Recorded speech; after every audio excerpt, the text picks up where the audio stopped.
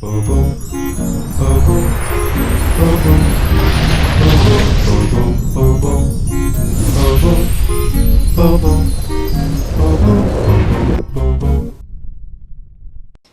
огромнейший привет! Вы сегодня на канале у Анюты, и я очень рада вас приветствовать.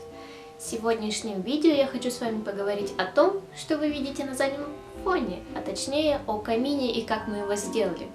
На самом деле я очень долго думала, делать, не делать. Я увидела одну фотографию в интернете и загорелась желанием, но потом мне стало лень его делать.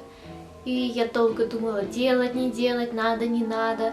Ну, в общем, так как все-таки в преддверии новогодних праздников хочется добавить уюта в свою комнату, я решила, все, буду делать. И так что, если вам интересно, то продолжайте смотреть. Для этого нам понадобилось 4 одинаковых коробки. 2 с одной стороны я соединила вместе, и 2 с другой стороны мы соединили вместе. И также я взяла одну плоскую коробку и поставила ее посередине, и все это мы приклеили скотчем, чтобы крепко держалось. Следующим шагом было это приклеить наши фотообои. Обои оказались очень тонкие, то есть они по толщине, как упаковочная бумага, и с этим было работать сложно.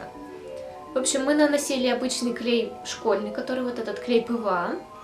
Мы его наносили на коробки и приклеивали наши обои.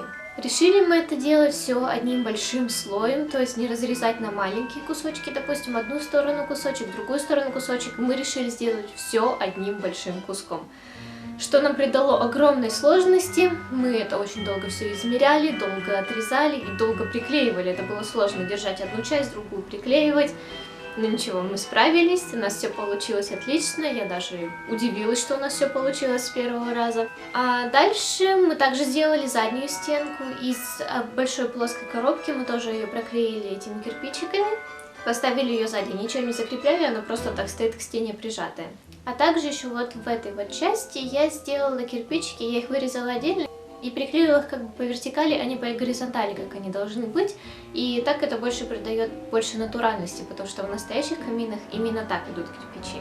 И также мы сделали одну маленькую тоненькую перегородочку снизу и ее обклеили маленькими кирпичиками. Что же было дальше? Мы делали огонь.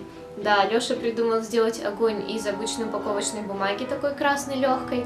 Он вырезал форму пламя, взял небольшой вентилятор, который можно зарядить, и он будет просто работать без проводов. И приклеили вот это пламя огня к вентилятору, включаешь вентилятор, ставили туда маленькую лампочку от свечки, и получился у нас вот такой вот импровизированный огонь. Также я решила сделать как бы подобие искр, небольшого свечения при помощи обычной гирлянды. Она очень тоненькая, ее провода не видно, а видно только лампочки. И, по-моему, они придают очень много уюта, и все смотрится это так красиво. Не знаю, мне безумно понравилось, как у нас получилось. Ну и настало самое уже простое и креативное, это украшение камина. По краю я положила обычную зеленую гирлянду, а на сам камин я прикрепила при помощи кнопок носочки, как обычно это делают американцы. И туда я теперь складываю конфеты постоянно. А также я сделала сама гирлянду из помпонов. Вы все знаете, что я очень люблю помпоны, так что да, это моя тема. У меня была куча разноцветных помпонов, и я отобрала там только красные, зеленые и белые. Их я насаживала на длинную нитку, то есть я делала небольшие пространства между ними, чтобы это все смотрелось очень так нежно и аккуратно. И все помпоны я брала разных размеров.